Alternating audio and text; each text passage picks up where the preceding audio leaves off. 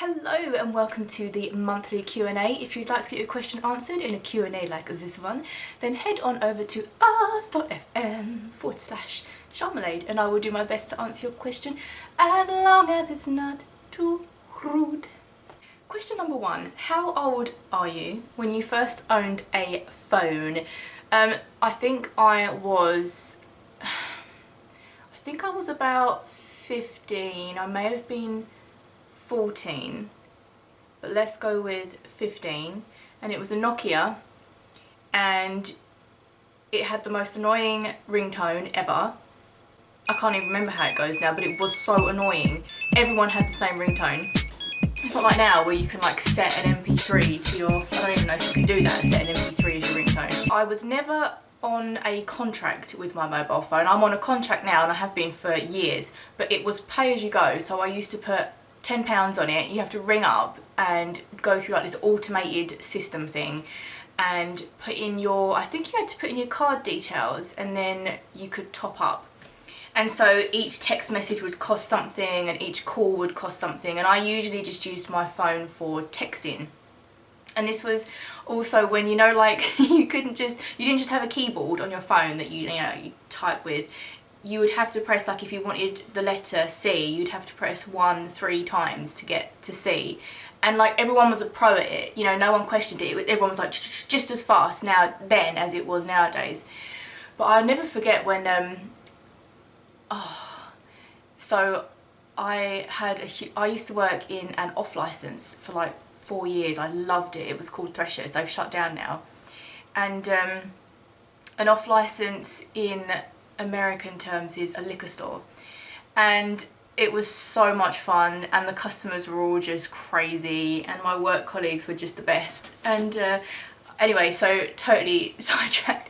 This guy used to come in and I had such a crush on him. This was when I was like 18 and I was like, oh my god, he's just so good looking. And then one night I went out on the town with my friend and we went to this nightclub and he was there and he asked me for a kiss and I kissed him and it was incredible. And then we exchanged numbers and we parted ways, and then I remember the next day I was working, so I went into the shop and I had my phone on me and I was like, when is he going to text me? I'm not going to text him. When is he going to text me? And I'll never forget it. I finished my shift and I went home, and when I got home the shop had all been locked up and everything. I had left my phone in the shop and I was just beside myself. Like I couldn't sleep that night. I was just like, oh no, what if he's texting me and he thinks I'm not interested because I'm not texting him back? It was one of the worst nights of my life. But then to top it all off, I went to work the next day, opened up the shop, ran in like so giddy, ran to my phone, picked it up and I was like, he's not even texting me, bastard. Is it possible to fall in love with someone you just met online? I think it's so possible to do that, because it's so, with people that you meet online, it's just you get like the best parts of them and you don't see like behind the scenes when they're cranky or they're having a bad day or they're not, you know, feeling 100%. And it's easy to put people on a pedestal as well and just idolize the crap out of them because you're not really getting to see the bad side of them. So I do think it's 100% possible, and I also don't think it's necessarily a bad thing, because we don't know what people's situations can be, and it could be that, you know, they really struggle to find love, or they struggle to socialise, or, you know, it doesn't come as easily to some people through mental illness or disability, and they don't have the same kind of opportunities to go out and meet people that other people may have. And so I think the internet is such a good place in that sense for people that struggle in that way, because it does help people connect, and I think that's so important to have connections. I don't have a lot of real life friends, but I have a super amount of online friends, and it's great, and I'm so grateful for that, especially like during a pandemic. We're all still able to stay connected, and so I think the internet, although some people might say that you can't have a relationship just on screens through texts and things like that. I totally think you can, and I don't see it as being unhealthy unless there's some dodgy shiznit going on, like, I was going to say catfishing, but at the same time, you're still falling in love with the personality of that person, so I don't know, make of that what you will. Have you ever experienced a good Monday? If so, what happened? From Paige Slater. A good Monday. My Mondays are generally pretty good because I have the whole weekend to bottle up and shake my inspiration ready for the week. So like Sunday nights I'm lying there thinking, oh, I'm so like ready now. I'm so ready to sing, I'm ready to vlog, I'm ready for whatever the week is gonna give me. And so Mondays are generally pretty good for me. What interests you? So obviously singing, like I could just talk for days about what the voice can do and what it can't do and how to do this and how to do that and different things to do with it. Like I could just ramble for days. But I'm also really interested in psychology and true crime, like super into it, and I never was, and I was actually such a coward when it came to things like true crime. I couldn't watch anything that just even had the slightest bit of gore in it because it would just freak me out and like I'd have nightmares about it and things like that. I still can't watch like horror films, like sinister, creepy horror films, but when it comes to true crime, I think I got into it when I watched the Stephen Avery case. And I was so nervous about watching it on Netflix. I think Ian watched like 1 or 2 episodes and I came in and I started watching it when they were doing the case in the courtroom, and I was just obsessed. I was like, this is so interesting and so like, if it is the case, so corrupt, and how can that happen?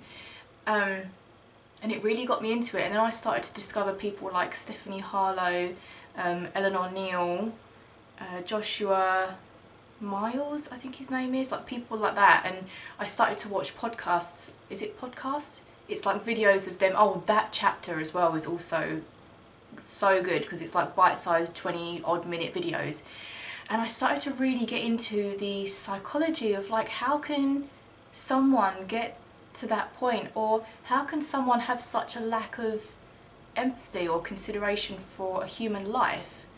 And it intrigues me, like I find it so interesting. And I think there's a channel that I'm subscribed to, I think it's called JSL or JLC Criminology, and they show the actual raw interviews with the people in the police rooms with the detectives and that, actually interviewing them.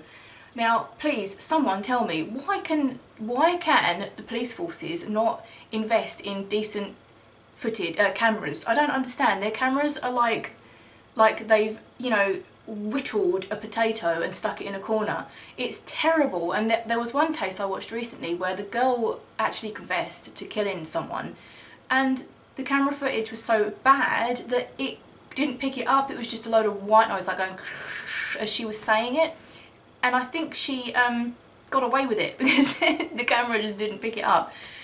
So I'm totally obsessed with true crime, and I'm totally obsessed with just psychology in general. I really like reading people. I like sitting back and people watching, and I like figuring out and preempting people's decisions and why they would make that decision or why they've said something.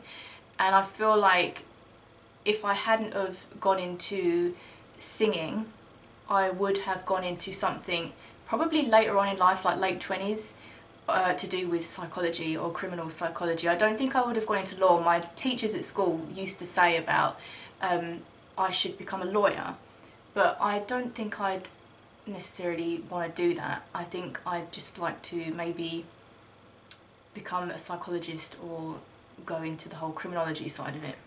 What is the thing you hate the most? From Braylendal Cast. Nonsense. I think nonsense and word salad, it gets my goat so much. And like, when I know this is just so diva-ish, but when people send me text messages that have blatant spelling errors that literally when you read the text it doesn't make sense because that word is just so wrong, it really gets my goat, because I think sending a text message is kind of a slow-mo conversation, isn't it? It's not like the way I'm talking now. You're taking the time to figure out what you're going to put and send it. And if there's a word that's so wrong, like I get it if like the word so gets spelled SI or something like that, that's like, okay, breeze over. But if a word is just so wrong, I just feel like there's a lack of consideration to attention and care. Like, do you not, if you're sending a text message that's that incorrect, you obviously don't care enough about the message, so why send it? Because it doesn't make sense anyway. I think that's something that really gets my goat. But word salad and nonsense, like passive aggressive word salad, really gets my goat as well, when I feel like I just want people to be upfront, just say exactly what it is that you want to say so that it can be broken down and sorted out. But word salad is just, if you don't know what word salad is, Google it. It's just when, it's almost like when people have an explosion of thoughts into a paragraph and there's like barely any punctuation and it just doesn't make any sense. So it's like, the weather is great, I've got a new hat, look at the tree, oh, the hat would be great with under the tree for the shade. And that's, and it literally, I get texts like that a lot and online, and I'm just like, okay, I get it, online you could be a bot, but I know you in real life, so you're clearly not. What do you prefer, Facebook or Instagram from Thai? Definitely Instagram. I totally came away from Facebook because you probably know I had a page on Facebook and I was getting likes a lot, and I remember I wanted to just put up a generic post about something. This was years ago, I haven't used my Facebook page for years. And when I went to post it, it said, do you want to reach like your full audience? You can pay this amount of money. Now I don't know if it's still the same, I don't know if they still do that. And I was like, what? Why have I got to pay money to reach everybody that's liked my page? That's very unfair on them, because they obviously want to see what I'm putting out, but there's no guarantees. It's like pot luck as to who it's going to hit unless I pay real money. So I've come away from Facebook. I rarely use it. I use my own personal page now, profile, just to say happy birthday and things like that, and to reach out and connect to some people. But Instagram, I just love it because it's one of those timelines that you can just scroll up and get good vibes from, and it's very selective as to who you can follow, and mine's just like a shrine to Maggie at this point. So that is it for this month's Q&A. If you'd like to get your question answered in a Q&A like this one, then head on over to ars.fm/Sharmblade and I will do my best to answer your question. Have a wonderful week, everybody. Stay safe and I will see you soon.